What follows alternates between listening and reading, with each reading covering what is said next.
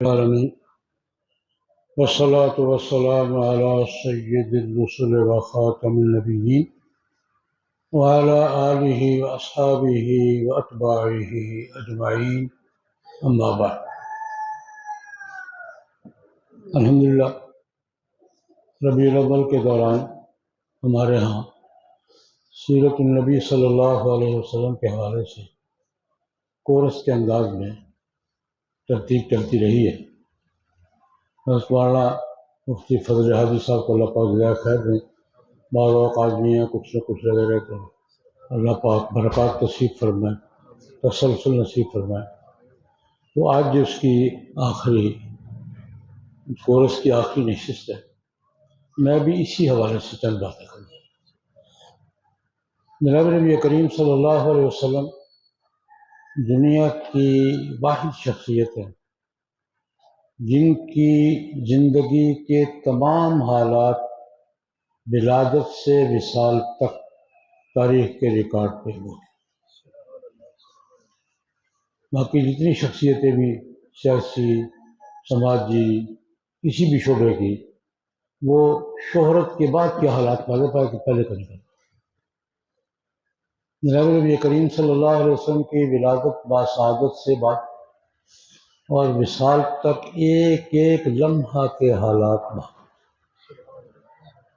اور یہ حضور کا اعجاز بھی ہے، اعزاز بھی ہے، امتیاز بھی ہے۔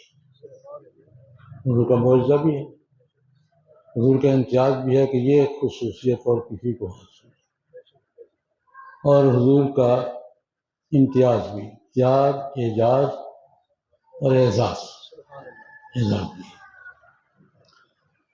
20 دائرے ہیں جن میں علماء کرام نے، محققین نے رسول اللہ صلی اللہ علیہ وسلم کی سیرت طیبہ کا تذکرہ کیا ہے۔ 5 بڑے دائروں کا ذکر کریں۔ سیرت و سیرت واقعات لکھ دیے جائیں، ایسا نہیں ہوا۔ نبی کریم صلی اللہ علیہ وسلم کی سیرت و سنت 5 دائروں میں بڑے دائرے ذکر کر رہا ہوں۔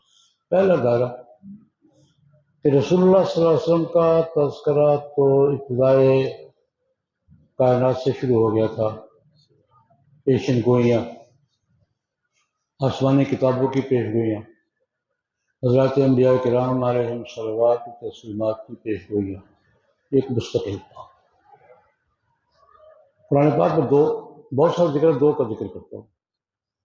اللہ رب العزت نے ذکر فرمایا کہ انبیاء کرام علیہم الصلوات و تسلیمات سے ہم نے ایک عہد لیا، میثاق النبی، انسانوں کی پیدائش سے بھی پہلے۔ اللہ کہتے ہیں میں نے پیغمبروں کی روحیں اکٹھی کی۔ ہاں بھائی، عہد کیا لیا؟ لما آتیتکم من کتاب و حکمہ، میں تم سب کو نبوت وحی کتاب حکمت دوں گا۔ ثم جاءکم رسول، تم سب کے بعد ایک رسول آئے گا، تم نے ایمان بھی لانا ہے، مدد بھی کرنی ہے۔ یہ کہ قرآن پاک کہتا ہے کہ یہ عہد کب لیا گیا تھا؟ افریدی۔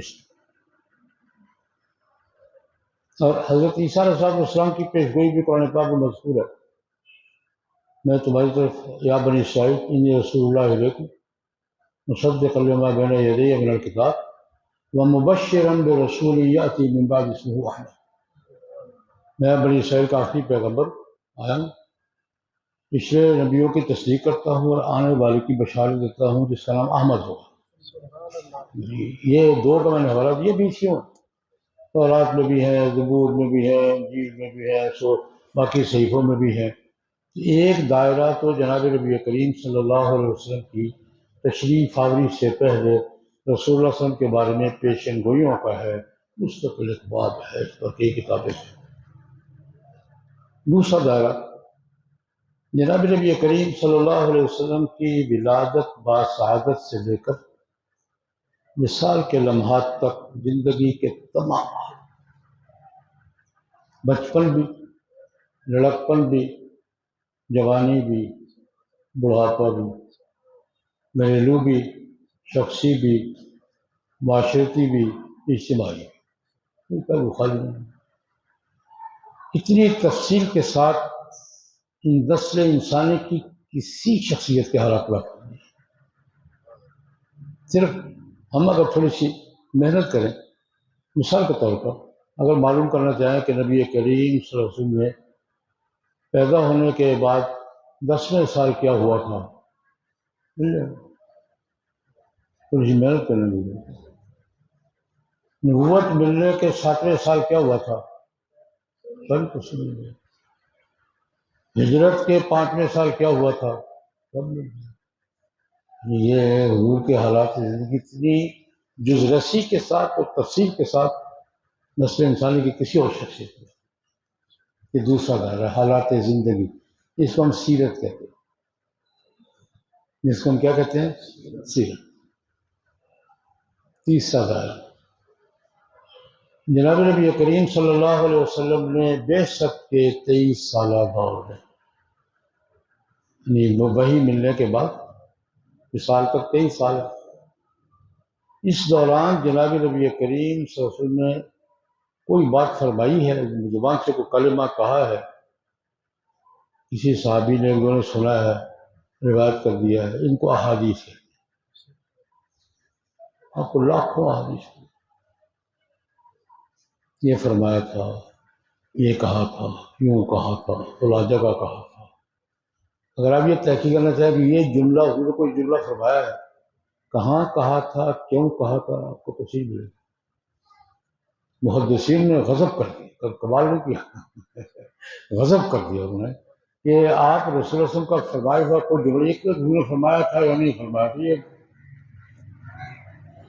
ابتدائی بات ہے، کہاں فرمایا تھا، کیوں فرمایا تھا، کسے فرمایا تھا، کس جگہ فرمایا تھا، یہ ساری ارشادات، ان کو کیا کہتے ہیں، ارشاد احادیث۔ تو اس کے ساتھ ایک اعمال کا ہم نے یہ کام کیا تھا،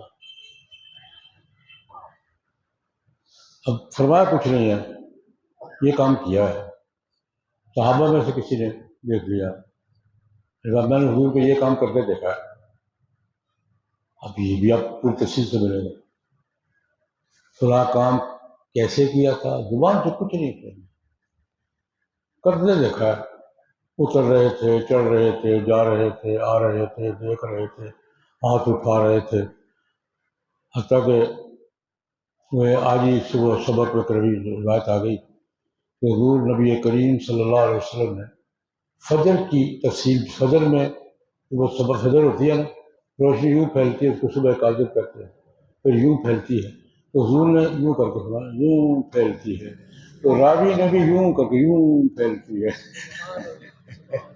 کہتے کو کمال ہو گئی ہے، وہ اتباع تعبین کے درجے کے راوی ہیں، تو حضور نے یوں کر کے فرمایا تھا کہ یوں پھیلتی ہے، کیفیات بھی، عمل بھی، عمل کا مقام بھی، عمل کی کیفیات بھی، تو یہ حضور کے ارشادات اور حضور کے اعمال سے سنت کہتے ہیں،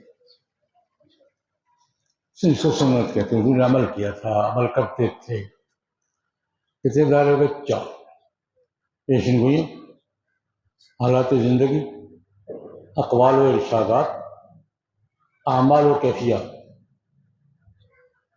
صرف عمل ہے، کیفیات میں یہ کام کیا تھا، یوں کیا تھا۔ ایک چھوٹی سی مثال ایک کو دن میں آ گئی، ہمارے قاری حضرات مسئلہ کی جگہ آتا ہے، یوں کرتے ہیں، کیوں کرتے ہو، حضور نے کیا تھا،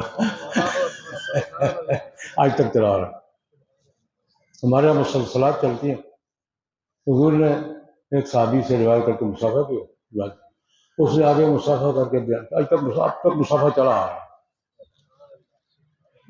اب تک مسلسل۔ ہمارے استاد وسلم نے بھی ہم سے بھی روایت بیان کرتے یوں حضور نے مسافہ کیا تھا، یہ نہیں کیا، یعنی کیفیات مثال، یہ چوتھا دائرہ اعمال، سنت، اعمال کی کیفیات، 5واں دائرہ خود نبی کریم صلی اللہ علیہ وسلم کی پیش ہوئی۔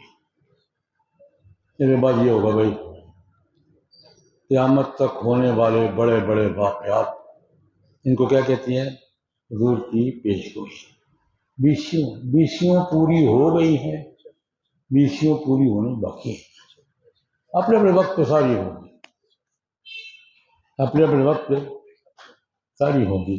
میں چھوٹا سا اپنا ذاتی واقعہ کرتا ہوں. بخاری شریف کی روایت ہے، والد محترم سے میں نے پڑھی تھی.